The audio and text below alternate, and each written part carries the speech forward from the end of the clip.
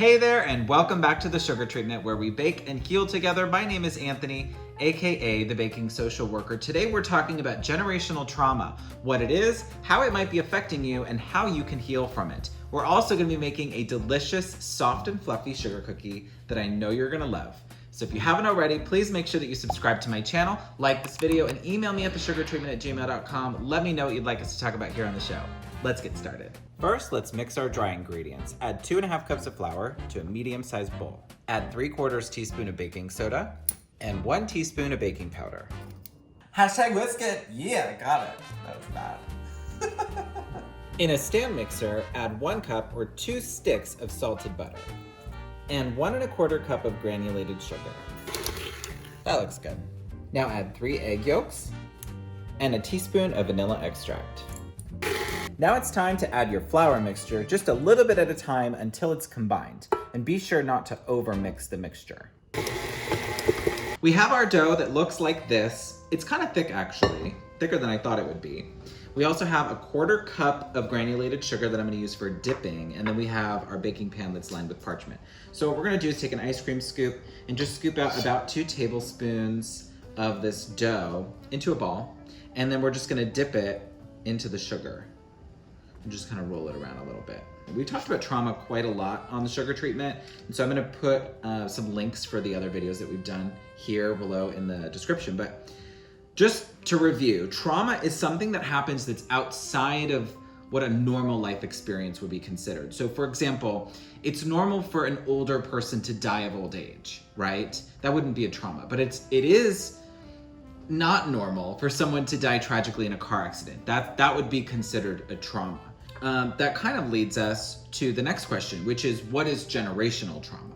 Generational trauma is transmitted through an attachment relationship, typically a parent who's experienced relational trauma that has significant impacts upon individuals across their lifetime, and a predisposition for future trauma. That's a really important part. Let's move on to my second one here. So what this means is that researchers have observed psychological effects that get handed down from generation to generation, and that affects people in all different kinds of ways. For example, maybe a family has a really tough time communicating their emotions, so they tend to sweep everything under the rug. Maybe a family has had really difficult interactions with law enforcement agencies or government agencies, and so that sort of gets passed down to you, and you now have trouble or difficulty interacting with those types of agencies. Or maybe you're discouraged from interacting with them at all. I see this kind of thing every day in the work that I do. People constantly let down by the systems that were designed to protect them, and then this gets perpetuated throughout generations. So the next question is, how does this affect you? Well, let me work on these cookies and get them in the oven. We're gonna talk about that next. We're gonna bake these in the oven at 350 for about 10 to 15 minutes, or until the tops start to crack.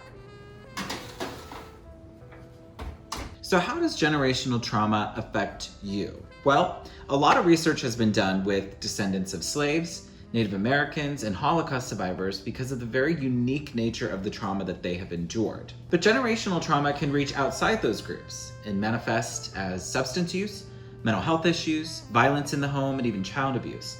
Those are the groups that I want to talk about today. In my work, I often find families who have endured generations of child abuse. Their mother and father hurt them, so they hurt their children.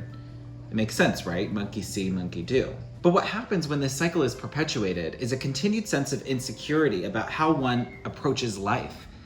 And it puts them at higher risk of experiencing other types of traumas. Your attachment figure, your parent by nature, is supposed to protect you. So when they hurt you, it threatens your sense of security inside and outside the home. You may struggle to trust anyone. You may have difficulty finding a partner or making friends. You may hurt yourself or hurt other people. You may be suicidal, or you may drink or use drugs. The abuse in the home opens the door to an array of trauma that you otherwise may not have had to endure. Does that make sense? So the next piece is talking about how you can heal from this trauma, and I'm gonna cover that as soon as the cookies are done because I think they're ready to come out of the oven. So let's take a look. So as you can see, the cookies are done and they're cooling. I'm gonna go ahead and give them just a couple more minutes before trying them. So let's talk about how you can heal from generational trauma. It is a heavy lift, I have to be honest with you. What we're asking is for you to undermine generations of pain and suffering that your family has endured, but it is possible. People do it every day. The first thing you have to do, though, is to gain some perspective. Learn about your family's history, learn about what they've endured, so that you can sort of open up the possibility of having empathy and compassion for the people that perhaps abused you and put you in traumatic scenarios.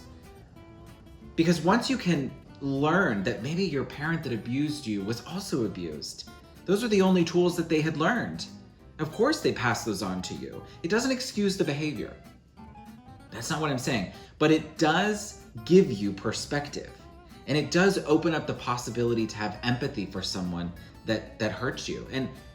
And the main thing, the main sort of point of healing there is in that forgiveness, in that reconciliation, there is a freedom for you because you no longer are blaming this person and spending so much of your emotional and mental space to punish them in some ways.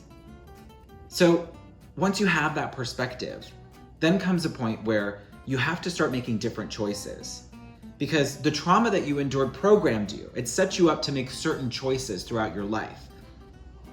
By disrupting the cycle, we have to learn to make new choices so that that person who may be a negative impact on us, that drug or that situation that might be really appealing to us, it may put us in harm's way. And it may go against our instinct to make a different choice and say, no, I don't want to participate in that.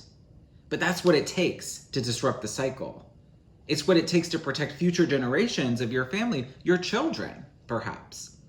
You have to do the work to disrupt the cycle.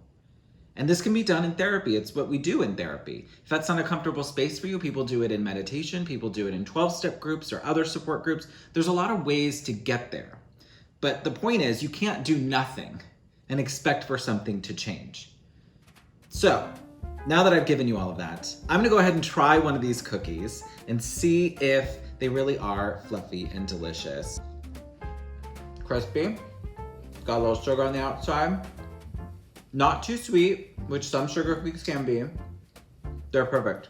This is gonna be a holiday must. You gotta put this in your little cookie tins, at your little cookie trades. I know some of you doing those little cookie trades out there. This is gonna be a winner. So go ahead and make sure that you try it. I'm gonna post the recipe in the description. Comment below and let me know how yours turned out. If you haven't already, make sure you subscribe to my channel, like this video, and email me at thesugartreatment@gmail.com. Let me know what you'd like us to talk about here on the show. We just might do a video about it. And remember, keep it sweet.